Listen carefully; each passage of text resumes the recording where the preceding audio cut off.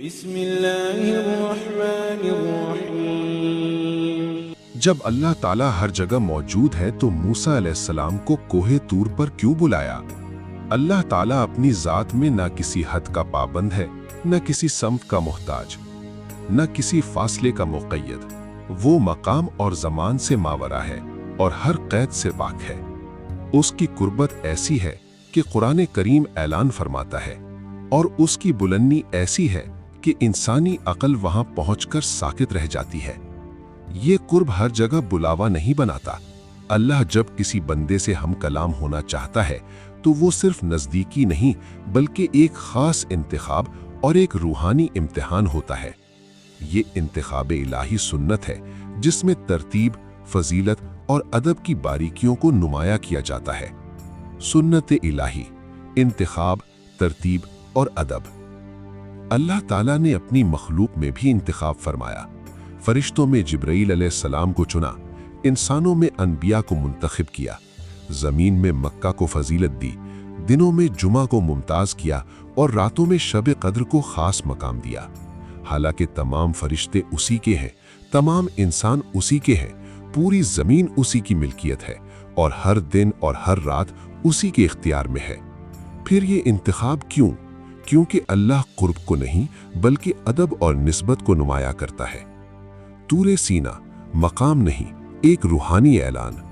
حضرت موسیٰ علیہ السلام کو طور پر بلانا محض ایک مقام پر حاضری کا حکم نہ تھا، بلکہ یہ اعلان تھا کہ یہ کلام عام نہیں، یہ لمحہ عام نہیں اور یہ نسبت عام نہیں۔ اللہ تعالیٰ اگر چاہتا تو موسیٰ سے چرواہے کی لاٹھی کے سائے میں بھی بات کر سکتا تھا، مگر ایسا نہ کیا گیا تاکہ وحی کی عظمت، ادب اور خوف خدا کا سبق قائم رہے۔ طور پر بلانا ہمیں یہ سکھاتا ہے کہ رب سے بات بھی اجازت سے ہوتی ہے، قرب بھی حدود میں ہوتا ہے اور مقام بھی منتخب کیا جاتا ہے۔ تجلی اور انسان کی بساط۔ جب حضرت موسیٰ علیہ السلام نے عرض کیا، یہ کوئی گستاخی نہ تھی بلکہ عشق الہی کی انتہا تھی۔ مگر جواب آیا، تم مجھے ہرگز نہیں دیکھ سکو گے۔ اور جب تجلی پڑی تو پہاڑ ٹوٹ گیا اور موسیٰ علیہ السلام بے ہوش ہو گئے۔ یہ ہمیں بتاتا ہے کہ اللہ ہر جگہ موجود ہے، مگر اس کی تجلی ہر جگہ نہیں۔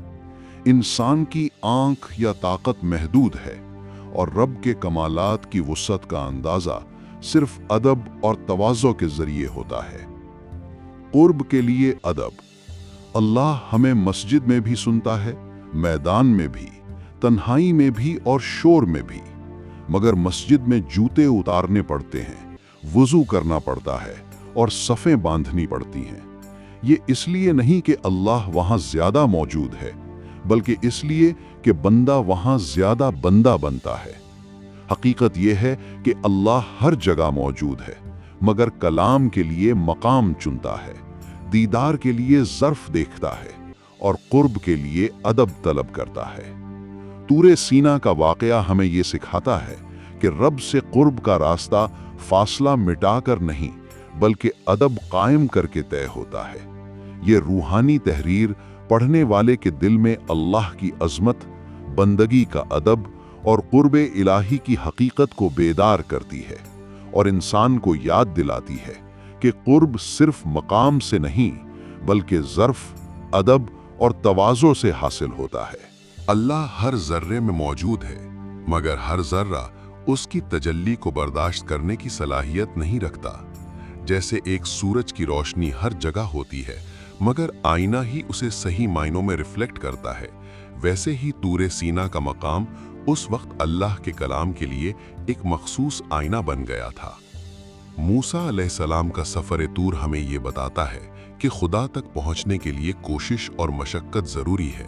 اگر سب کچھ ہر جگہ بغیر کسی محنت اور ادب کے مل جاتا تو انسان کے دل میں اس عظمت کا احساس نہ ہوتا جو مخصوص مقامات پر حاصل ہوتا ہے۔ طور پر جوتے اتارنے کا حکم دراصل دنیاوی تعلقات کو ترک کرنے کی نشانی تھی۔ یہ سبق دیتا ہے کہ جب بندہ رب کے قریب ہونا چاہے تو اسے اپنے دل سے دنیا کی ہر قید کو نکال دینا چاہیے۔ اللہ کا کسی خاص جگہ پر بلانا دراصل बंदे के ज़र्फ को बढ़ाना होता है।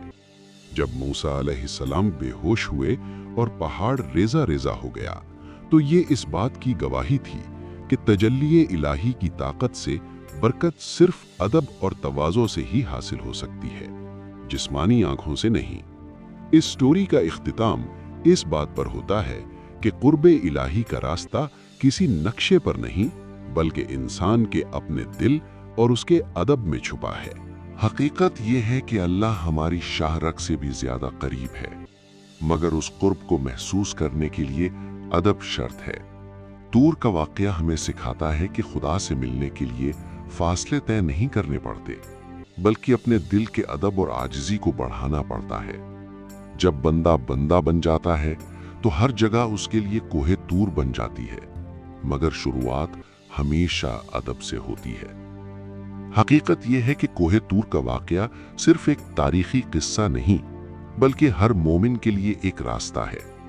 ये हमें याद दिलाता है कि रब हमारी शाहरग से करीब है, मगर उस कुर्ब का मजा तभी आता है जब हम अपने अंदर का तूर जगाएं और अदब के साथ उसकी बारगाह में हाजिर हों। सूफिया फरमाते हैं कि हर इंसान के सीने में एक तूर मौजूद है। अगर हम अपने अंदर से दुनियावी शोर व गुल ख़त्म कर दें तो हम वहाँ भी रब का कलाम महसूस कर सकते हैं।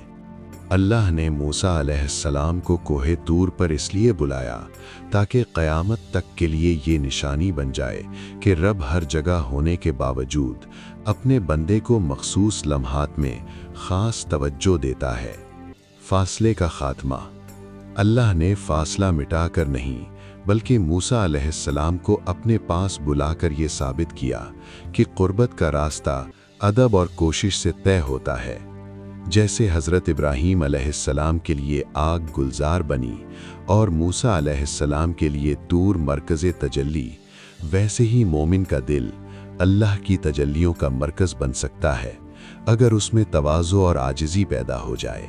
जब हज़रत मूसा अलैहिस्सलाम ने दीदार मांगा और जवाब में लन तरानी यानी तुम मुझे हरगिज नहीं देख सकोगे मिला, तो ये दरअसल इश्क का इम्तिहान था। अल्लाह ने दिखाया कि कभी कभी इनकार भी कुर्बत का एक रास्ता होता है, ताकि बंदे के दिल में तलब और तड़प मजीद बढ़ जाए।